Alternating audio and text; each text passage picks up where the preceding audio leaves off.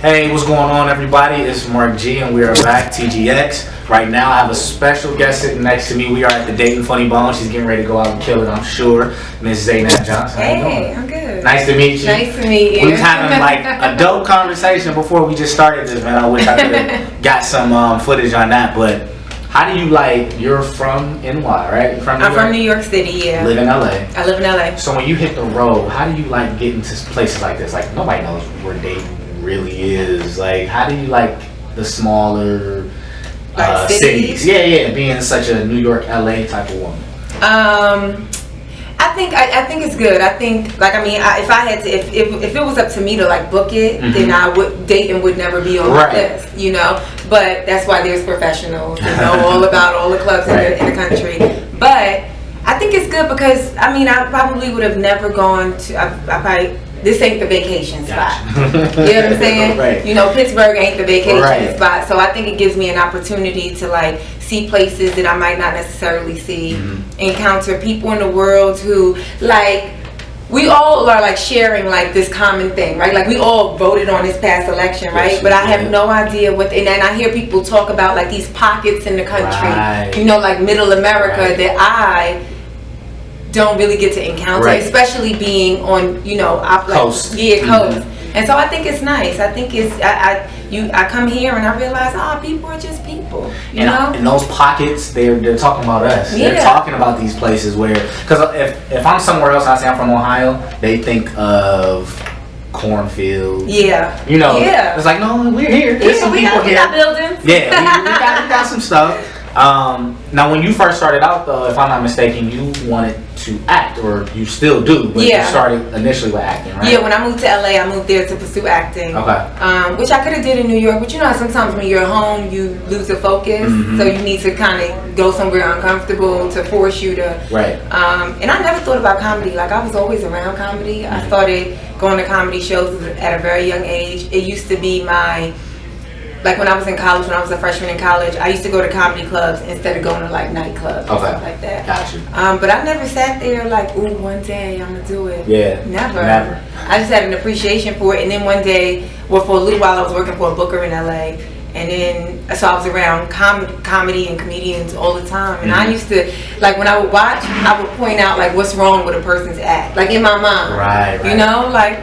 That ain't the punchline. Or I would break it down, and then when I realized I was doing that, I was like, I think I'm doing comedy. I'm actually doing comedy. Yeah, I remember this girl, this casting director. She was like, I knew you was gonna be a comedian, and I'm like, when did you know? Right. And she was like, she said I went to Vegas. I was in Vegas at this Def Comedy. It was Def Comedy Jam when they brought it. D.L. Hughley was the host, and they did the best of or something, right? And there was a comedian performing, and when I got back to LA, me and her, we must have been at a friend's house or something like that, and I imitated every single thing that comedian did, but then what they should have done to correct it. How to make it better, yeah. And she was like, I knew then. You didn't know, and I knew you didn't know you was going to be a comedian, but I knew. I was like, okay. But now, did you get bit by the acting bug early then? If you knew you wanted to kind of pursue that, how did you know that, okay, I want to at least be in entertainment and acting and all that stuff? Was it early? See, I don't consider myself a performer. No. I actually don't really I know it's crazy because I don't like all eyes on me. I'm that type of person. What you looking at? Somebody can be like, "Oh, you look nice." Oh, okay. I'm one of those types of people. But my mom was in school for directing. Okay. And she used to.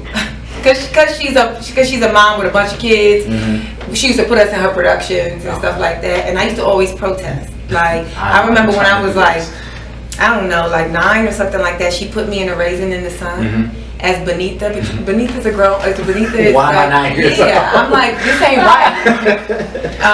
And then I think when I was in college, I was a math major, but I think it's an outlet. I went into the theater, clubs and stuff like that, and I just sort of started performing and was I think I like this. Yeah. Okay.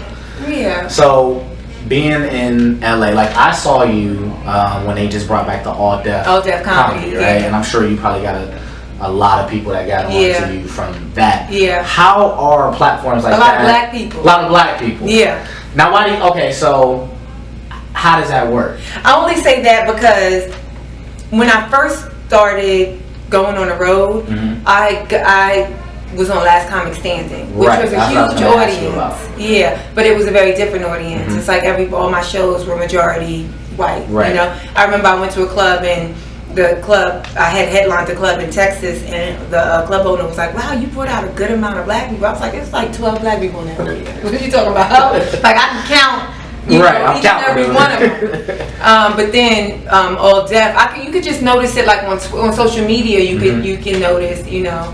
Even they wouldn't book me at first. Like I used to try and get into my booking agent used to try and get me into Arlington Improv or something. It's an improv that's really known for booking like urban acts, and they used to say she's not urban enough, you know. And so, which is strange to me because I don't know. But, you know, but then I think all deaf comedy sort of opened up that door for me. So do you feel the impact when you do like a Last Comic Standing or all deaf? Do you feel the impact instantly? Like, oh, okay, now more people know who I am. More people checking for me. More, you know. Absolutely. There's like I mean, you gain fans. And then there's like an expectation.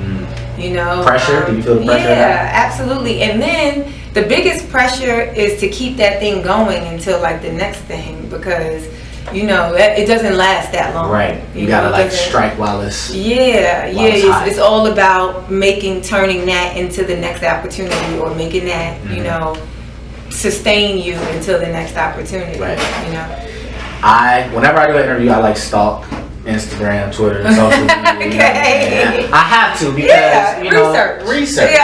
You know, because I made a mistake one time of using like Wiki, and I was dead wrong with somebody. I was like, "Hey, you're from such and such." Like, nah, I'm not. I was like, "Oh." That means somebody else doing it. Right. But I was looking at your Instagram page and like kind of switching gears a little bit. I saw in January you went out and you were marching in the big march. Oh, the Women's March. The Women's March in LA, right? Yeah. Okay.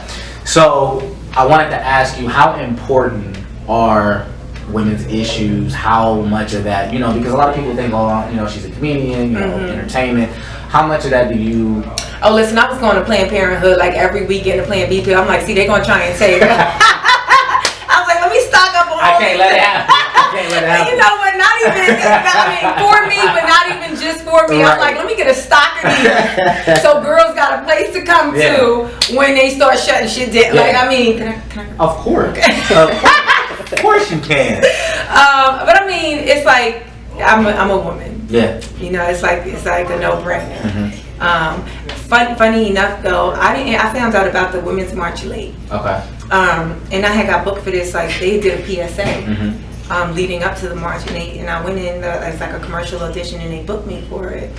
And they was like, oh, so will you be at the march? And I was like, oh, it's in DC. I don't think I'll be able to make it to DC. And they was like, no, go to the website. There's marches all over. And I'm like, well, I can't be in a commercial telling everybody in the world, you know, I'm marching for my grandmother, you know, whatever. Right. And then I show up, but it was so beautiful. I was gonna say, how was the experience? It was so beautiful. I've never been around that many people, and it was men marching, women marching, children marching. It was, interestingly enough, there were a lot of vendors giving, you know, selling things, but there was this huge like space where there were these Muslim vendors, and they just were giving away free food. Nice. You know, and it just was really beautiful. I was ready to sign something. You know, outside of like the supermarket, you know, do you believe in playing? Ain't nobody have nothing for me to sign that day. I'm like, the one day I was ready. I'm willing to give up my signature. Ain't nobody have nothing for me to sign. Do you feel like you have a duty? Like, I talk to different entertainers about it, and I'm just kind of like, you know,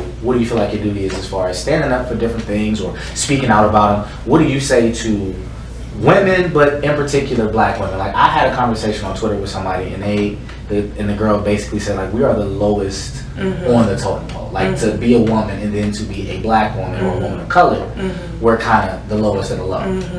Do you feel a responsibility or a duty to kind of rep?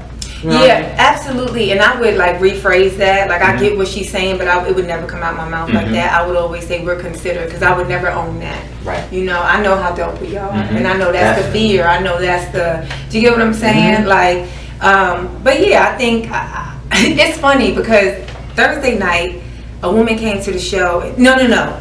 Friday morning in my hotel, there was like flight attendants, you know, and I had just finished doing the morning news or something, and she was like, I just saw you on TV, and I'm like, oh, okay, you know, come to the show. And she was like, I had her to fly out. I'm a flight attendant, I'm not here that long.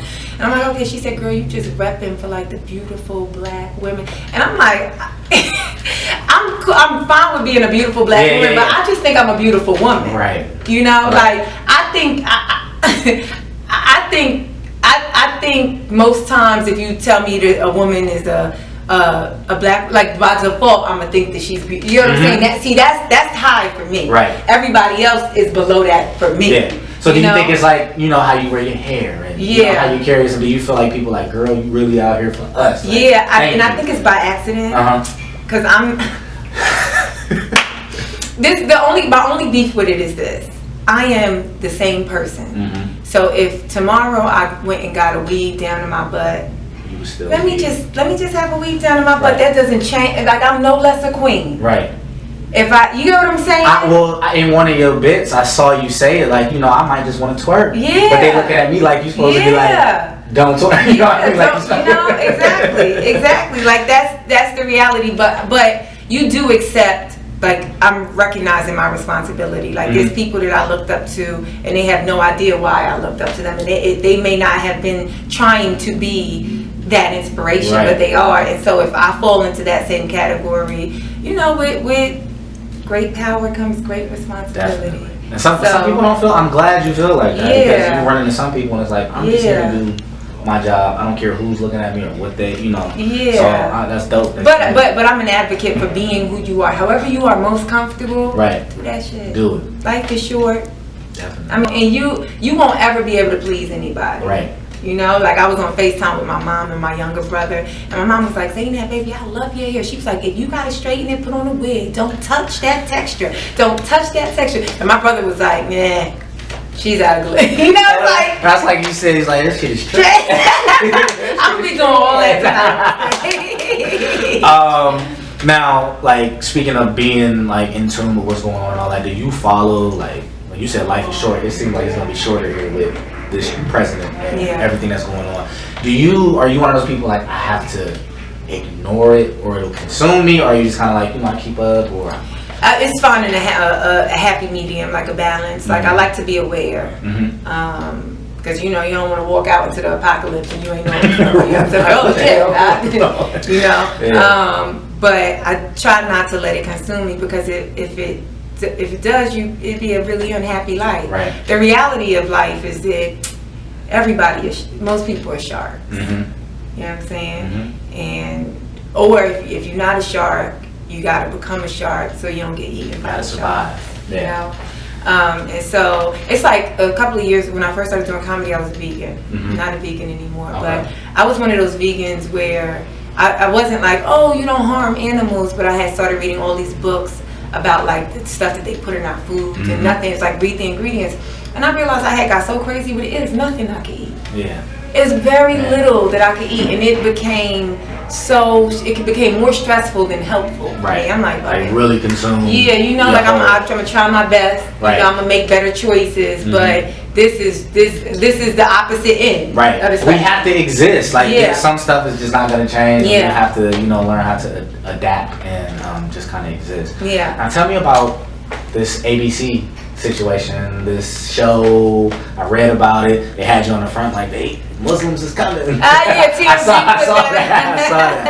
saw that. But tell me a little about the project and everything. Well, I sold an idea to ABC television, and it's right now we're in the pilot writing stage. It's in the development stage, which is good. I think, you know, Wanda Sykes is the executive producer. Wanda Sykes and Paige Hurwitz, and they're great. And I think, you know, they produced the season that I was on, Last Comic Standing. And so shortly, maybe like a year after that, or half a year after that, they called me and was like, hey, we're developing, we'd like to develop some stuff. Do you have anything you want to come in and pitch to us? And I had a couple of things that I went in and, you know, pitched, and they really liked the idea of, you know, like you got so many interesting stories, and you just we want to tell your story, like you're the, you know, and then and then we sort of developed that just in house, and then you know, through a few you know, trials and error, we got it to pitch form, and then we went into all the networks, all the major networks, and pitched. And ABC liked it, and so ABC was the one that felt like they wanted to take a chance. You know, and I'm just happy. I think I'm getting a shot that people, they say you don't really, not a lot of us get period, but also don't get maybe so early, if you consider this early in my career. Do you consider it early? I mean, because you've been... It's like I'm just living my life, and so when people tell me, like, you know, like, oh, you've been doing stand-up for 6 years, well, you know, then I say, oh, you know how you... It's almost like you exist in the world, and then somebody tell you you're pretty, and you're like, oh. Right. I wasn't paying attention. I just thought, you know, and then now you pretty. You know, now you use that as your identity. You know, it's like that. But I'm excited. I hope and I pray that it makes it on air. I would love to be able to tell my story. I hope that when it does make it on air, I can tell it as authentically as possible. And yeah, you know. Congratulations. Thank you. That's dope. Thank you. Now, I saw on Instagram, because I told you I stalked before the interview, you like hashtag like I write my own stuff. I write my own. We be so petty in the hashtags, right? So petty and subliminal. But I mean, but you put a lot of stock into that, right? That means something to you that you write your own. And now, do you say that because a lot of people don't, or? It's another one of those things where I didn't realize people don't. I didn't realize it until people would come up to me and be like, do you write your stuff? So who writes your stuff for you? And I would be like, and I'm like, well, ain't that the point of being a comedian? It's your voice, you know, it's your voice. And that's like no shade to anybody that does have, at a certain point, you know, if I got 3 shows on the air and I'm doing a world tour, I will need people to be around me to document, you know, to write what it is that I'm, but they still have to write it because I'm just doing a lot of stuff. You know, right now I don't need that. I got the luxury of having the time to pull out a paper and pen myself. But yeah, I think especially as a woman, you know, I think that people don't give women that much, you know, credit. It's like I went into a meeting, I wrote this pilot unrelated to my show. Just as an exercise, and I went in for a meeting for a show that's on TV, you know, to write on the show, and the showrunner told me, he was like, I had a herpes joke in it, and he was like, your herpes joke was really funny, really racy for a female writer, and so I had no idea, like, you know, and I said, oh really? And he said, oh yeah, really racy for, and I mean that's network television, that's like CBS show, you know what I'm saying? So now in my mind I'm like, oh, I guess I'm a racy, but I never thought that. I'm just writing what I think goes. You know? So it's a lot. I feel like it's a lot of women right now, especially women of color, like in the forefront. You know, you got Issa Rae, of course, with Insecure. I had the opportunity to interview Amanda Seales. And I think I saw, you know, y'all did some shows and stuff. So is it a good like culture? Do you feel like? I think it's a great culture. Yeah, I think it's a great culture. I think we out there, or we out here, and we're growing, and now people are recognizing the culture. Does that make sense? I just don't want it to be a trend. I did a friend's podcast, and she was like, Zainab, she's a black woman, very funny and accomplished, and she was like, you know, like, because black girls, we're hot right now. I'm like, we always hot. We always hot. Excuse me. Like they just catching up. You know. And so you don't want it to be just a trend or a. Listen, I understand a white male executive saying that. Right. Because they don't get it. If they look at it as trends, they look. But I don't expect a black woman to say that to me, because that makes me feel like you don't recognize that you ain't never out of style. Now you might not always be treated right. But you know what I'm saying? But you ain't never out of style. I hear that. You ain't never out of style. Who are your influences, like comedically? Who do you look to? It could be past, present. Who do you look at and say, you know? Eddie Murphy is my all-time favorite comedian. Of course. I mean, as much as he's not on stage anymore. I wish he would come back. I don't. I know that sounds like. Let me just tell you why. it's no room for him to fail, and it's very hard to be a good comic if you can't fail. You know, like I remember when I watched Martin's come back. I love Martin.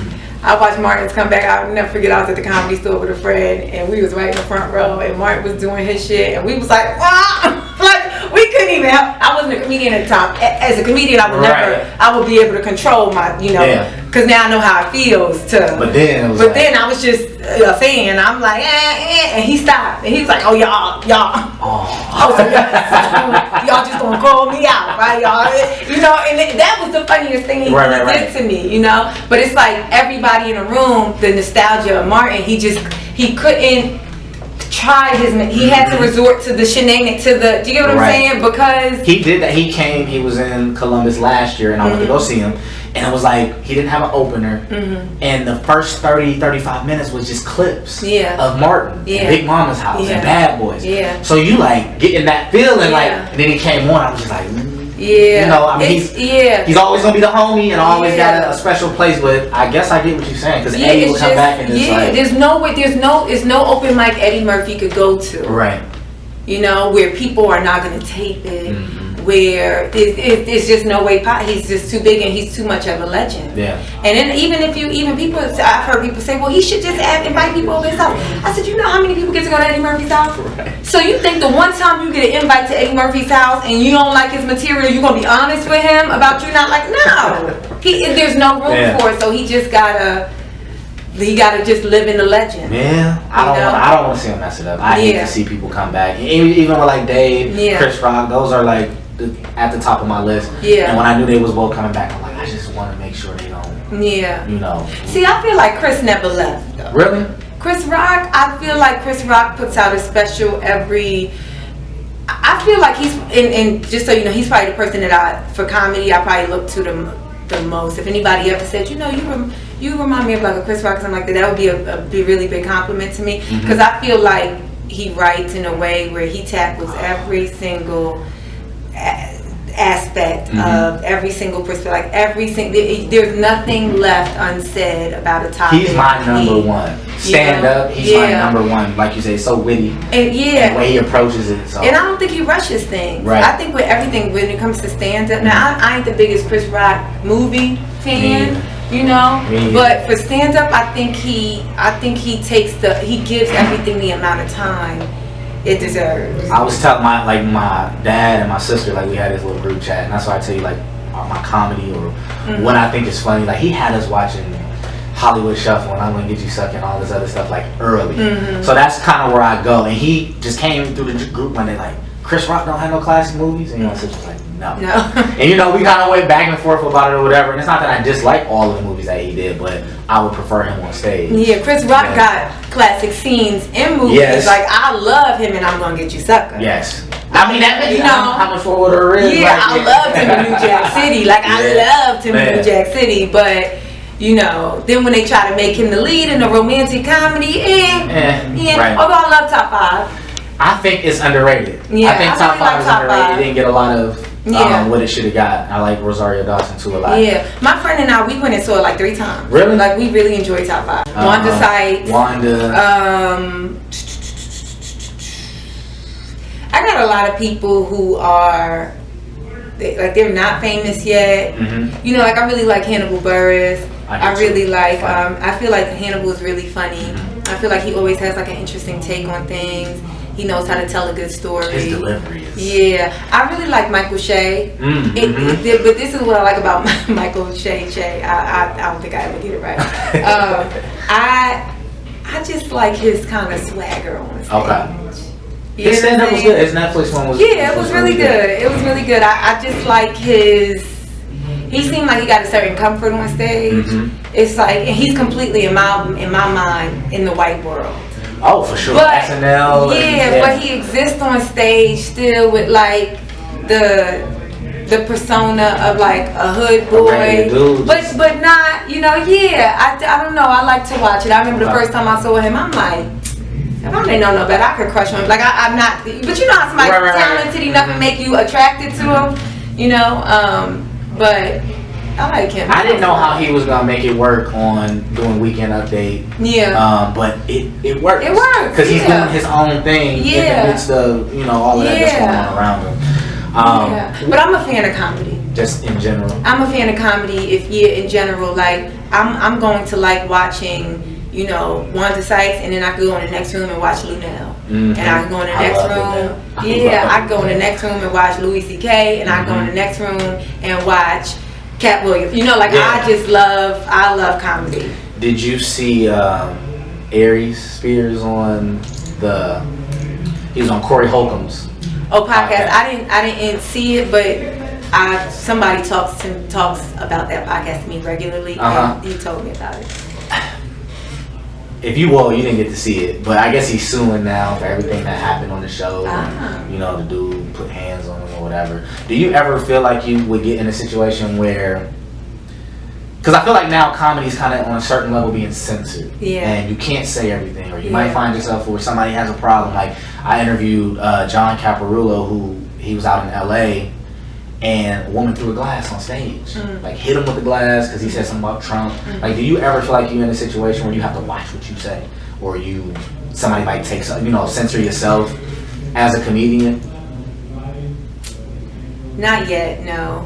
No, but I'm really close on stage. I'm a lot like myself off stage. Okay. Like so much so that I'm not walking around in my life just offending people. So it's not a big chance that I'm gonna offend you on stage just because as much as I curse off stage, that's as much as nothing really changes with me. You're not going up there being a different person. I'm not saying things for shock value. I think ultimately you should either be saying something profound up there or something very funny. Gotcha. And if you could mask something profound or controversial with it being very funny, then you're probably really good at your job, but people receive things how they receive it, like I was in Scottsdale, which is not a very diverse place, performing, and a woman walked out. She was pregnant. I just attributed because I knew what I said wasn't heavy for the rest of the world, and this is messed up because I'm a woman and I hate when people blame things on our emotions, but I was just like, it has to be something with it has to be because, but you know what, she had every right to feel, but she sent me an email through my website, and the email started sister, but she was a white woman. Okay. And so you start off condescending. Yeah, you start off condescending, and I didn't feel no way. I read her email and I didn't respond. Do you respond to on social media? Do you on Twitter and all that? Do you feel the need to, if somebody, not even if it's negative, just in general, the interaction? You greet me with love. I send back love. Okay. If you greet me with anything other than love, then if I feel like there's something to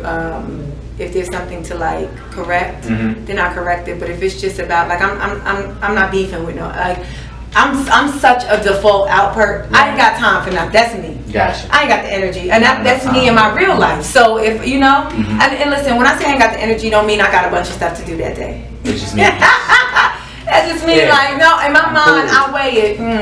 Do I feel like exerting the energy to this argument? How's it gonna serve? Yeah. Well, thank you. Thank you. I appreciate it. Let people know where they can find you, all that stuff. So on every social media platform, it's Zainab Johnson, at Zainab Johnson, ZAINAB. My website is Zainab Johnson. And if you follow me on Instagram or Facebook or whatever, go to my website. I go back and forth. Keep in touch with me. Always a way. Make sure you follow me back now. Okay. I sent you a message. You sent me, and you said send it to your website. Yes. Okay. Only because I ain't never on Twitter. Gotcha. People send me Twitter and Facebook messages. I'll find out a week later. Gotcha. So just for the interview's sake. Yes. If you want me to get it, if you go through it's gonna come right to my phone. That's like a phone call. Okay. So I will follow you back. All right. That's what it is. All right. So it's Marc G. Thank you. You're welcome. Ms. Zainab Johnson. Thank you.